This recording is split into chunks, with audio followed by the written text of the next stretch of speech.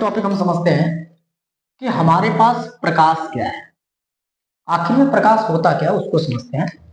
तो सबसे पहले हमारी टॉपिक बनेगी प्रकाश।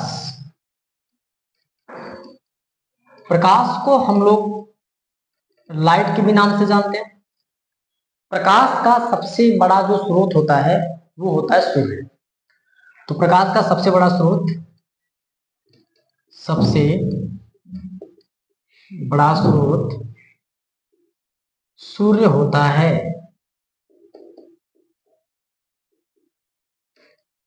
अब हम प्रकाश की डिफिनेशन को समझते हैं। प्रकाश बिना किसी वस्तुओं को आंख नहीं देख पाती है। प्रकाश ऊर्जा का वह माध्यम है जिसकी सहायता से हम किसी भी वस्तुओं को देखने का काम करते हैं। बिना प्रकाश का हम किसी भी वस्तु को नहीं देख सकते, चाहे मैं हूं चाहे कोई भी हो, किसी वस्तु को नहीं देख पाएगा। अब जो मैंने स्रोत की बात किया है, तो स्रोत आपके दो प्रकार के होते हैं। प्रकाश के कितने स्रोत होते हैं? दो होते हैं। पहला स्रोत होगा दीप्त या प्रदीप्त प्रकाश स्रोत, यानी ऐसे प्रकाश स्रोत जो स्वयं प्रकाश को उत्पन्न करते हैं उसको कहते हैं दीप्त या प्रदीप्त प्रकाश स्रोत कहते हैं।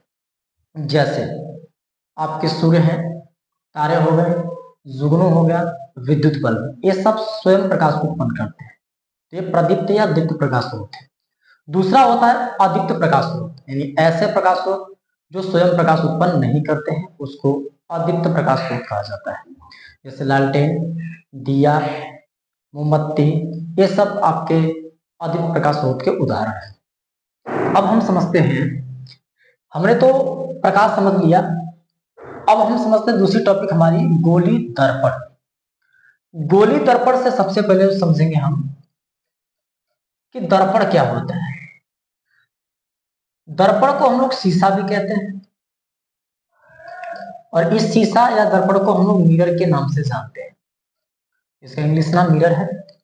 अच्छा, दर्पण या शीशा क्या होता है? यानी किसी कांच के एक सतह पे जब हम कलई या पालिशदार कर देते हैं, पालिश कर देते हैं, तो उसका जो दूसरा सतह होता है जिसपे पालिश नहीं किया गया होता है, वो प्रकाश के परावर्तन के नियम का पालन करने लगता है। जो भी प्रकाश की किरण उस पर आती है वो रिफ्लेक्ट हो जाती है। तो किसी भी कांच के एक सतह पे कलई कर देने से जो दूसरा भाग है प्रकाश के परावर्तक तल कहलाता है, जिसे हम लोग बोलते हैं दर्पण या शीशा कहते हैं। तो हमें करना क्या है, जो कभी कभी आपके सामने कोई भी ले लेगा कि शीशा या कांच में क्या अंतर है, तो शीशे की डेफिनेशन आप इस तरीके से बताइएगा। ऐसे कोई सतह जिस सतह पे मतलब वो पालिशदार या चिकनादार पृष्ठ हो, तो वो एक शीशे का काम करता है। तो मैंने आपको बोला कि दर्पण या शीशा उससे कहते हैं किसी कांच के एक सतह पर क्या करना था, कली करना था। अच्छा, अब दर्पण की बात करते हैं। तो दर्पण में कितने प्रकार होंगे बच्चों, इनके प्रकार के बारे में देखते हैं। तो दर्पण मुख्यतः दो प्रकार का होता है। एक आपका बनेगा समतल दर्पण, दूसरा बनेगा गोली दर्पण। तो दर्पण भी कितने प्रकार के? दो प्रकार के। टाइप्स ऑफ मिरर कितने? दो। पहला आपको बनेगा समतल दर्पण, दूसरा आपका गोली दर्पण बनता है।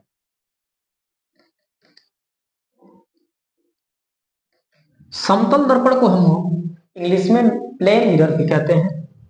ये हो जाएगा प्लेन मिरर।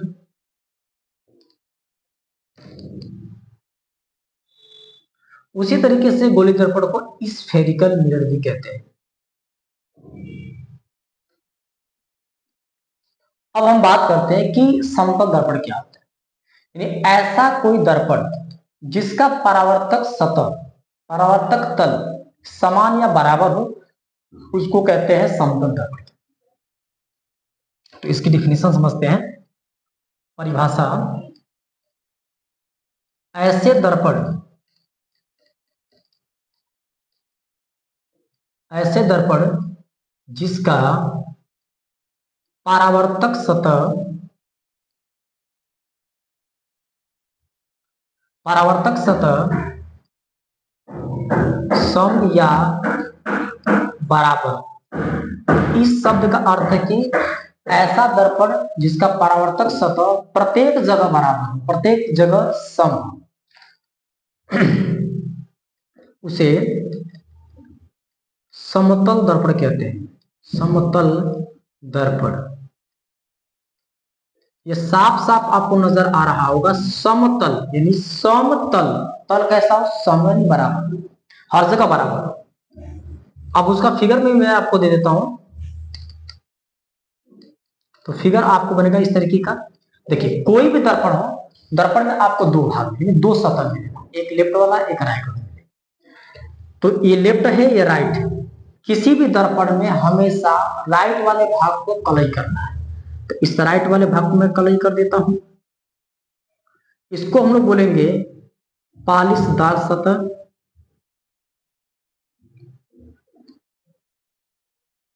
या इसको बोलेंगे कलईदार सतह।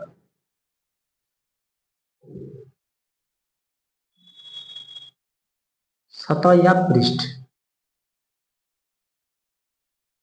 ये हमारा पालिशदार या कलई सतह था। अच्छा, जो पालिशदार है, जो कलई है, वो किस चीज का कलई किया जाता है? या आप पारा का कलई कर सकते हो यानी Hg का, या आप Ag का कर सकते हैं, या आप SiO2 लाल ऑक्साइड रंग के पेंट का कर सकते हैं। अच्छा, ये जो दूसरा सतह बच रहा है, ये सतह कहलाएगा आपका परावर्तक सतह कहलाएगा। परावर्तक सतह का मतलब होता है जिसपे प्रकाश से किरणें जाती हैं और उसी माध्यम में वापस लौट आती है, उसे कहते हैं हम लोग परावर्तक सतह कहते हैं।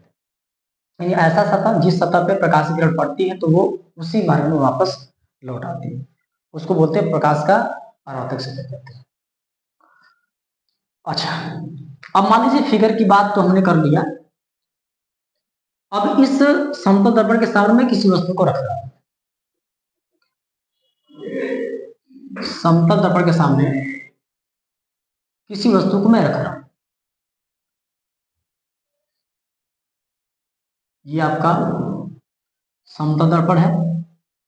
इसके सामने किसी वस्तु को मैं रख रहा हूं और वस्तु की जो हाइट है मैं 5 सेंटीमीटर मान लेता हूं, और इस दर्पण से वस्तु के बीच की जो दूरी है वो मान के चलता हूं 15 सेंटीमीटर। यानी इस दर्पण से वस्तु, यानी जो वस्तु है वो वस्तु ए बी है और 5 सेंटीमीटर लंबाई की है, और जो दूरी है दर्पण से वो 15 सेंटीमीटर है। तो जब भी इसका प्रतिबिंब बनेगा वो उतना ही बड़ा, जितनी बड़ी वस्तु पहले रखी गई उतना ही बड़ा प्रतिबिंब बनेगा, उसी के जैसा, उसी के समान, उसी के आकार में, उसके पीछे ठीक उतनी ही दूरी पे बनेगा जितनी दूरी पे रखी गई है। तो इस समतल दर्पण के पीछे वस्तु का जो प्रतिबिंब बनेगा वो प्रतिबिंब बनेगा, ए भी वस्तु है, ये 5 सेंटीमीटर की थी तो 5 सेंटीमीटर का ही बनेगा, और इस दर्पण से वस्तु के बीच की दूरी थी 15 सेंटीमीटर, ये 15 सेंटीमीटर पे ही पीछे की ओर बनेगा। ये बात हमने सीख लिया कि जो समतल दर्पण है, उस समतल दर्पण के सामने किसी भी वस्तु को रखते हैं तो उस वस्तु का प्रतिबिंब ठीक उसी के जैसा बनता है। जैसे रूपरेखा रहेगी, जैसा चेहरा होगा या जैसा उसका पूरा वेशभूषा होगा, वैसा ही ठीक उस वस्तु का प्रतिबिंब दर्पण के ठीक पीछे उतनी ही दूरी पर, उतनी ही साइज का बनता है जितनी साइज की है। ये हमने सीख लिया। अब हम फोकस की बात करते हैं। फोकस एफ, वो हम वक्रता त्रिज्या की बात करते हैं। वक्रता त्रिज्या जिसको हम लोग आर से बोलते हैं, ये दोनों लोग धनात्मक होते हैं, और धनात्मक के साथ साथ ये अनंत भी होते हैं। इनका एक निश्चित वैल्यू हम नहीं मान, देखिए निश्चित वैल्यू मान सकते हैं बट ये अनंत तक होते हैं। ये धनात्मक भी है, धनात्मक के साथ साथ अनंत भी है। अनंत का मतलब कि कहीं भी प्रतिबिंब बन सकता है, कितना हो दूरी पर वस्तु को रख सकते हो, तो ये अनंत हो गया। और धनात्मक यानी दोनों हमेशा क्या होते हैं, धनात्मक ही रहते हैं। अच्छा, अब हम ये समझते हैं, हमारे पास तो समतल दर्पण हमने देख लिया। ये जो हमारे पास SiO2 था, वो SiO2 का नाम क्या था? Silicon oxide. सिलिकॉन ऑक्साइड लाल रंग का पेंट। कैसा पेंट, लाल रंग का पेंट होता है। या आप पारा का पेंट कर सकते हो, या एजी या SiO2, तीनों में से किसी का कर सकते हो, और होता भी है। अब उसके बाद हम बात करते हैं गोली दर्पण की। तो हमारी जो नेक्स्ट टॉपिक बन रही है दूसरी, वो है गोली दर्पण। तो गोली दर्पण की बात करते हैं। गोली दर्पण को हम लोग इंग्लिश में स्फेरिकल मिरर कहते हैं। तो इसका इंग्लिश नाम हो जाएगा स्फेरिकल मिरर कहते हैं, स्फेरिकल मिरर। अच्छा, स्फेरिकल मिरर क्या है? ऐसा दर्पण जिसका परावर्तक जो तल होगा वो गोली होगा, यानी गोले के रूप में होगा। ऐसा ऐसा दर्पण जिसका परावर्तक सतह या तल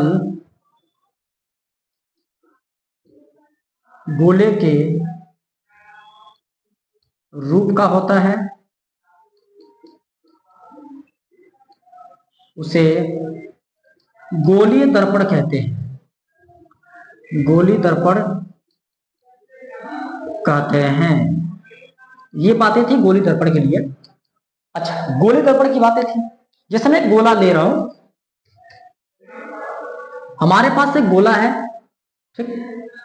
अब इसी गोले में से दो दर्पण का निर्माण और होगा, जिसका नाम है अवतल दर्पण और उत्तल दर्पण है। तो इसी गोले से हम क्या करेंगे, बीचों बीच इसका सेंटर डाल देता हूं, जिसको हम लोग केंद्र कहेंगे।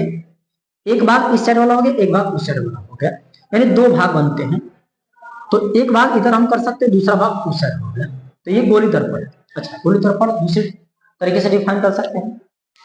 गोली दर्पण किसी कांच खोखले का गोला का कटा गया वो भाग होता है, जिसका एक तल गोली होता है, दूसरा समतल होता है, उसको गोली दर्पण ही कह सकते हैं। इस तरीके से डिफिनेशन हम बोल सकते हैं। अच्छा, गोली दर्पण तो हमने समझ लिया। गोली दर्पण के भी दो प्रकार होते हैं। गोली दर्पण के मुख्यतः दो प्रकार होते हैं।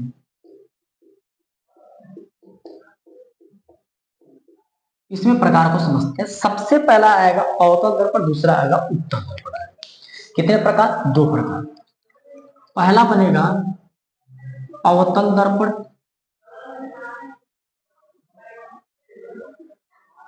अवतल दर्पण को बोलेंगे कॉनकेव मिरर कहते हैं। और दूसरा हमारा बनेगा उत्तल दर्पण बनेगा, जिसको हम बोलेंगे कॉन्वेक्स मिरर कहेंगे, कॉन्वेक्स मिरर। चलिए इसके बारे में हम लोग समझते हैं कि अवतल दर्पण और उत्तल दर्पण का निर्माण किस तरह से होता है। तो आइए समझते हैं।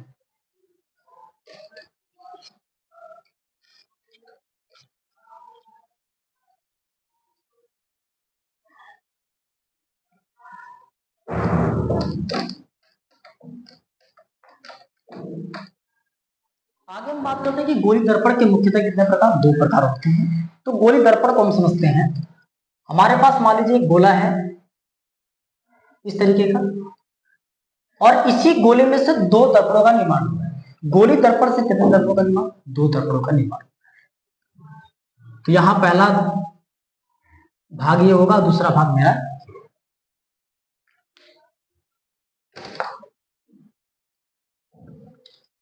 गोली दर्पण की बात करते हैं तो हमारे पास ये एक प्रकार का गोला है, और इसी गोले से दो दर्पणों का निर्माण होगा।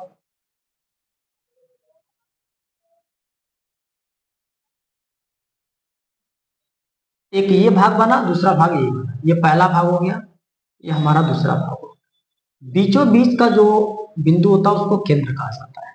दो हिस्से आपके पास आ गए, एक हिस्सा आपका ये और दूसरा हिस्सा।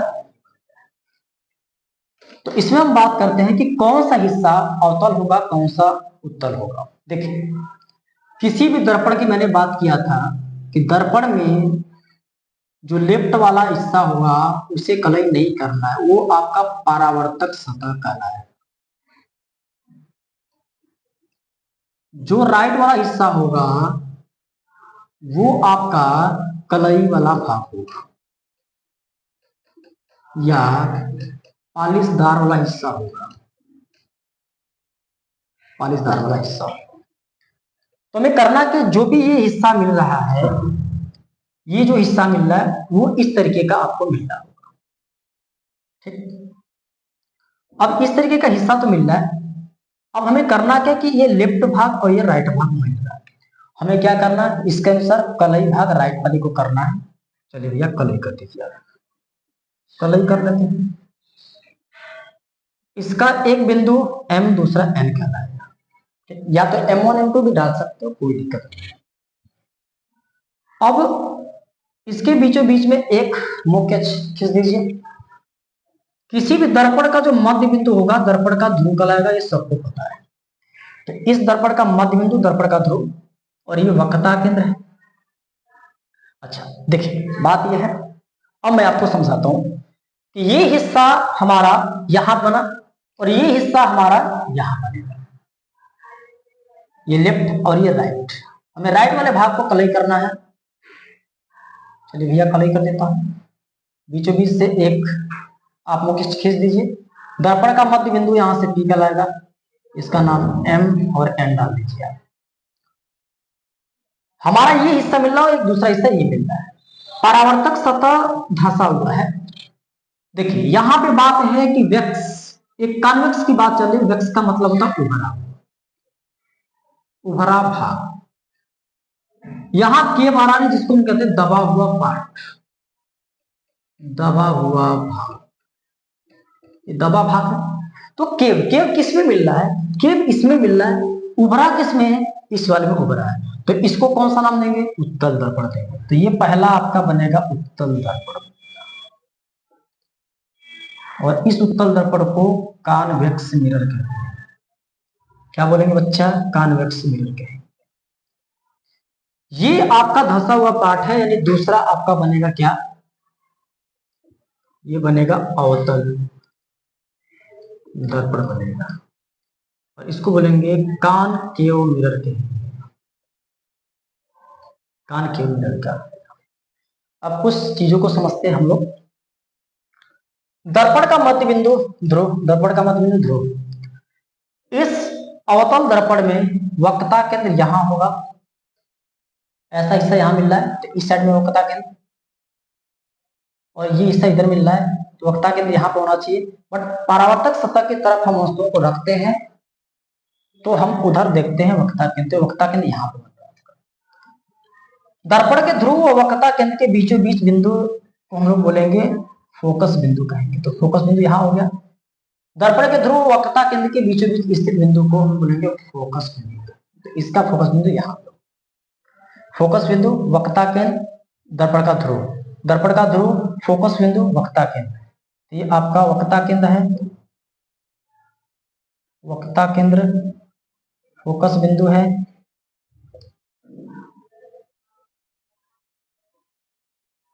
और ये जो आपको नजर आ रहा है ये दर्पण का ध्रुव है,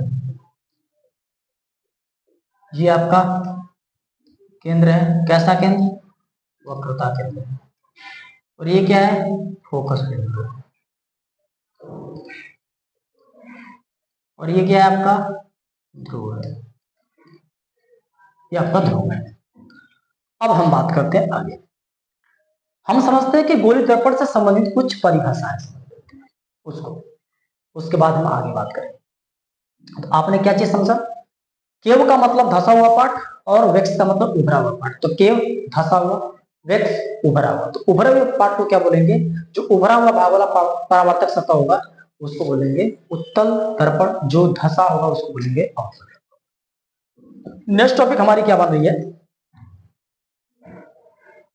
गोलीय दर्पण से संबंधित,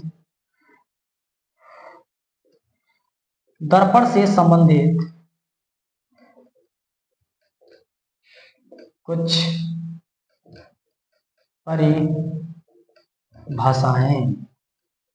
चलो भाई समझते हैं।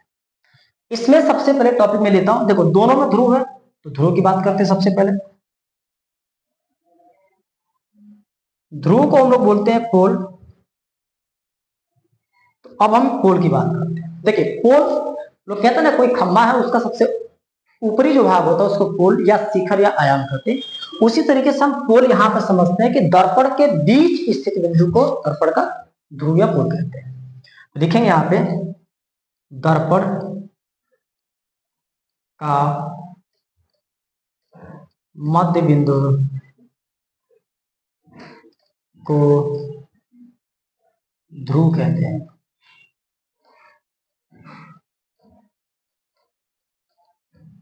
इसे प्रदर्शित करने के बाद इसे P से प्रदर्शित करते हैं। देखिए इसका फिगर भी बना देता हूं। ये जो देखो फिगर क्या बनाऊंगा मैं, दोनों में आपको साफ साफ दिख रहा होगा P। ठीक, दूसरी टॉपिक हमारी बनेगी यहां से, इसमें दूसरी टॉपिक बन रही F, यानी फोकस बिंदु बन रही है। फोकस बिंदु, फोकस बिंदु को बोलेंगे फोकल पॉइंट। फोकल पॉइंट को समझते हैं। दर्पण के ध्रुव व वक्रता केंद्र के ठीक बीचों बीच स्थित बिंदु को फोकस बिंदु कहते हैं। ध्रुव व वक्रता केंद्र के बीचों बीच स्थित बिंदु को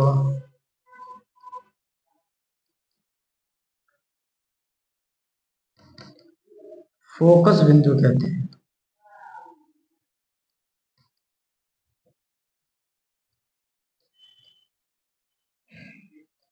इसे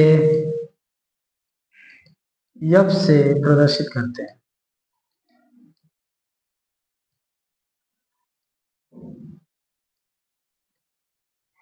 इसे किससे प्रदर्शित करते हैं? इसे F से प्रदर्शित करते हैं। सिंपल चीज है। अच्छा, P हो गया, F हो गया, C की बात करते हैं। चलो भाई C, तीसरी पॉइंट क्या बनेगी? C बनेगी, यानी वक्रता केंद्र की बात करते हैं। वक्रता केंद्र, वक्रता केंद्र को बोलेंगे कर्वेचर ऑफ सेंटर। उस गोले का केंद्र जिसका कि दर्पण एक भाग होता है। उस गोले का केंद्र, यहाँ पे केंद्र है, उस गोले का केंद्र जिसका कि दर्पण एक भाग होता है, यानी केंद्र क्या करता है? इस हिस्से को बांटता है, इस हिस्से को, दो भाग पर। उस गोले का केंद्र, उस गोले का केंद्र जिसका दर्पण एक भाग होता है उसे वक्रता केंद्र कहते हैं।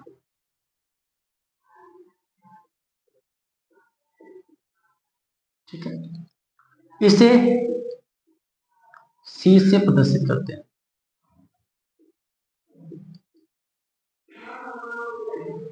C से प्रदर्शित करते हैं, सिंपल चीज। अब उसके बाद क्या टॉपिक आएगी? वक्रता त्रिज्या की बात करें तो चौथी टॉपिक वक्रता त्रिज्या यहां से यहां तक आएगी आपकी, ये R। उसी तरीके से यहां पर भी वक्रता त्रिज्या कल आएगी। इधर हमारे पास जगह थोड़ा कम है, वक्रता त्रिज्या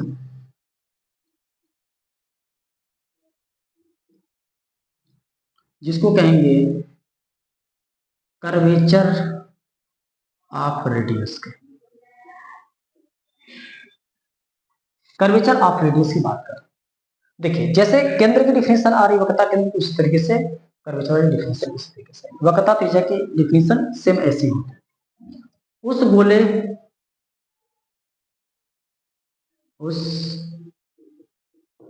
गोले की त्रिज्या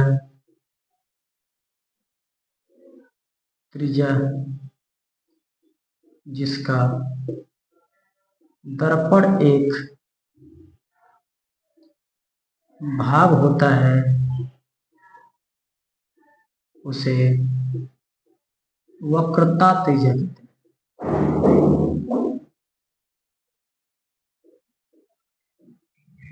इसे आर से, यानी कैपिटल आर से प्रदर्शित करते हैं।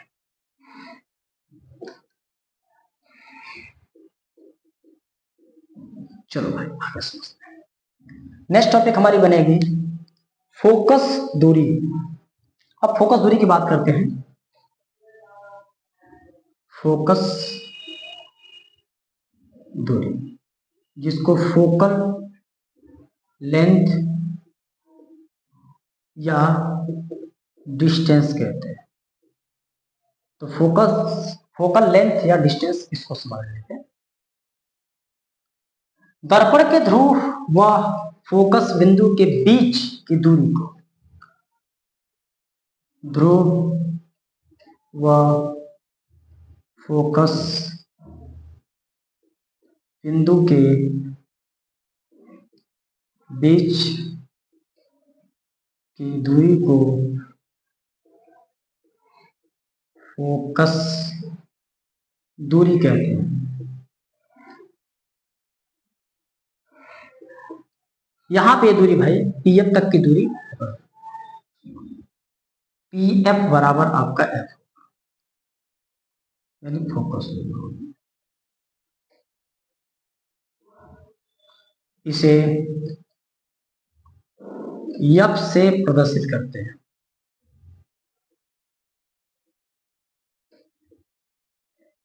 अच्छा, आगे आपकी टॉपिक क्या बन रही है? आगे बन रही है मुख्य अक्ष, फिर उसके बाद फोकस तल। तो चलिए आगे बात करते हैं, यहीं पे कर लेते हैं।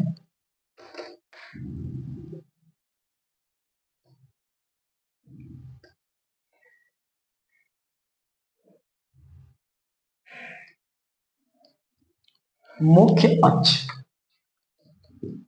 छठी टॉपिक है मुख्य अक्ष। मुख्य अक्ष को बोलते हैं प्रिंसिपल एक्सिस। प्रिंसिपल एक्सिस को कहते हैं मुख्य अक्ष को कहते हैं।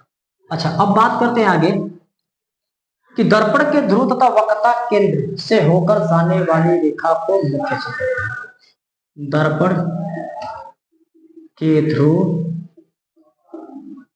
व वक्रता केंद्र से होकर जाने वाली रेखा को मुख्य अक्ष कहते हैं।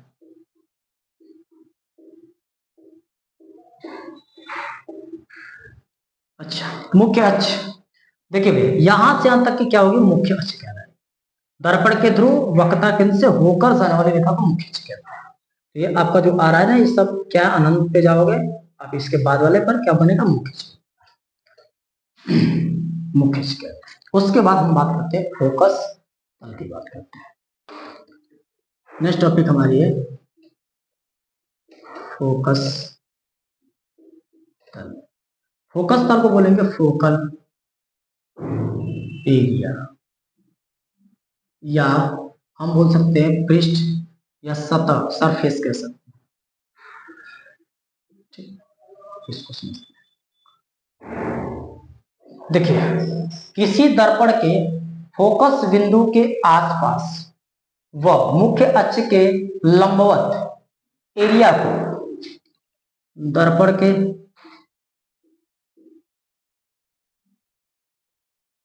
मुख्य अक्ष पर लंबवत क्षेत्र को फोकस तल कहते हैं। मैं समझाता हूं आपको। जैसे मान लीजिए कि ये आपका दर्पण है, ठीक, ये फोकस बिंदु है, ये पी है, ये सी होगा। तो भैया देखिए, यहां से कोई लंबवत रेखा आ रही, तो इसके इस साइड यानी ऊपर और नीचे जो एरिया बन रही है वह तो फोकस तल है, फोकस तल आपका है। फिर आगे समझते हैं, फिर नेक्स्ट टॉपिक समझते हैं। अब हम बात करते हैं कि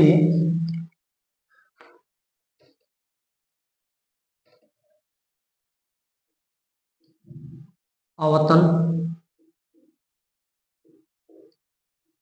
दर्पण की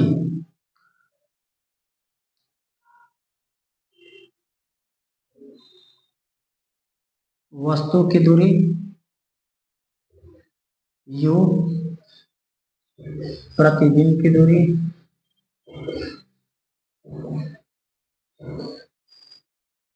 v व फोकस दूरी की चिन्ह परिपाटी। चलो चिन्ह परिपाटी की बात करें। चिन्ह परिपाटी के बाद तो हम बात करेंगे जो फिगर वगैरह बनेगा उसके बारे में बात करते हैं। अवतल दर्पण की वस्तु की दूरी u, प्रतिबिंब की दूरी v व फोकस दूरी f की चर्चा करते हैं। तो फिगर जो है आपके सामने वह इस तरीके का है।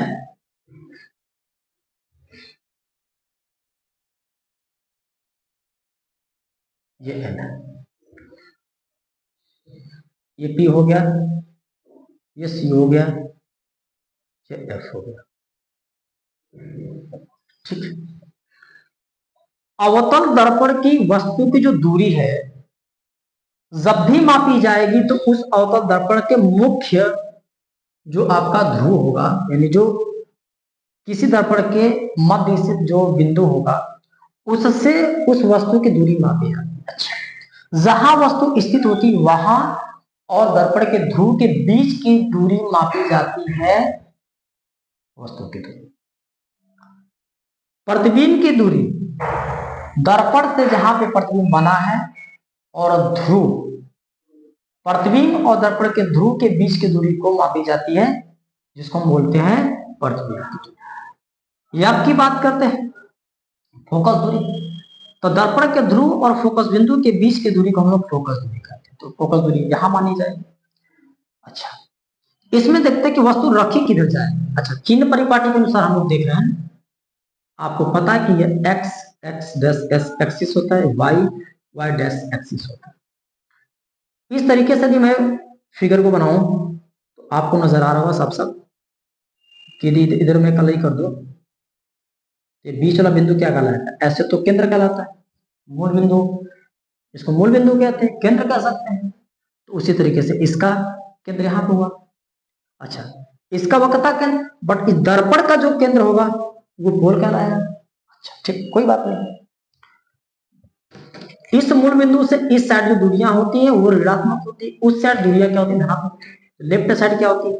ऋणात्मक, और राइट साइड धनात्मक। तो वस्तु को किस साइड रखो? जिधर कलई किया गया? नहीं, जिधर कलई नहीं किया गया उस साइड में रखो। तो वस्तु को तुम रखोगे इस साइड में, जिधर परावर्तक सतह है उधर रखोगे। तो भैया जब भी वस्तु को रखोगे तो यहां से दर्पण के ध्रुव के बीच मापोगे, तो जो दूरी आएगी वो किस में आएगी? निगेटिव में होगी, क्योंकि इस साइड आ रही है। इस बिंदु से देखो इस साइड निगेटिव है, ये निगेटिव रूप में आ रहा है। उस तरीके से इस पॉइंट से उधर जाओगे तो पॉजिटिव रूप में आएगा, इसलिए इधर क्या माना जाएगी? यू क्या माना जाएगा? निगेटिव। जो भी इसमें प्रतिबिंब बनेगा वो प्रतिबिंब कैसा होगा? प्रतिबिंब की प्रकृति कैसे होगी? निगेटिव होगी, क्योंकि इसी साइड प्रतिबिंब बनेगा तो वो भी निगेटिव होगी। अच्छा, फोकस दूरी किधर है? तो इस ध्रुव से फोकस बिंदु के बीच की दूरी इस साइड है, तो भैया इधर से इस साइड आओगे तो निगेटिव, यानी एफ भी क्या होगा? ये भी निगेटिव होगा। मतलब हम कह सकते हैं कि वस्तु की दूरी, प्रतिबिंब की दूरी और फोकस दूरी तीनों क्या है? ऋणात्मक है। उसी तरीके से हम बात कर लेते हैं जो हमारा उत्तल दर्पण है उसमें।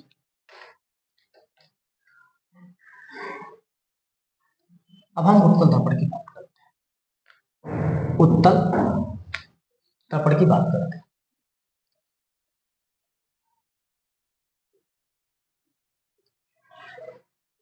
दर्पण यानी कॉन्वेक्स मिरर की बात करते हैं। इसमें देखिए फिगर सबसे पहले बना लो आप। राइट साइड में क्या करना, कलई करना है, इसको मत भूलिएगा बच्चे लोग। ये आपका एम और इसको एन रख दीजिए, ये लेफ्ट और ये राइट, कोई बात। चलो सिंपल चीज है, इसको समझते हैं। यहां देखिए वस्तु को तुम जब भी रखोगे तो उसके परावर्तक सतह की तरफ, सिंपल चीज। ये सी है, ये पी है और यहाँ पे एफ हो जाएगा। तो वस्तु इधर रखी जा रही है तो इस साइड में क्या है कि भैया निगेटिव आ रहा है, तो वस्तु की दूरी क्या होगी, निगेटिव आएगी। अच्छा, वस्तु का प्रतिबिंब किस साइड में बनेगा, आभास होगा उस साइड, तो पी कैसा होगा बच्चा, ये आपका प्लस होगा। फोकस जो डिस्टेंस है वो किधर है बच्चा, फोकस डिस्टेंस इस साइड होगा, तो उधर आपका एफ होगा, तो भैया फोकस दूरी क्या होगी, वो प्लस के रूप में है। ये चीजें आपको समझ में आ रही है कि इस साइड तो वस्तु को रख रहे हैं लेकिन इसका जो रियल है फोकस वो इस साइड है, या प्रतिबिंब हो रहा है, देखो इस साइड, आराम से समझो। तो फोकस क्या है, प्लस के रूप में है, क्योंकि उस साइड फोकस है तो वस्तु क्या होगी, उस साइड फोकस दूर होगी, तो फोकस क्या होगा प्लस में और यू क्या होगा नेगेटिव, ये क्या होगा पॉजिटिव, ये चीज है। अच्छा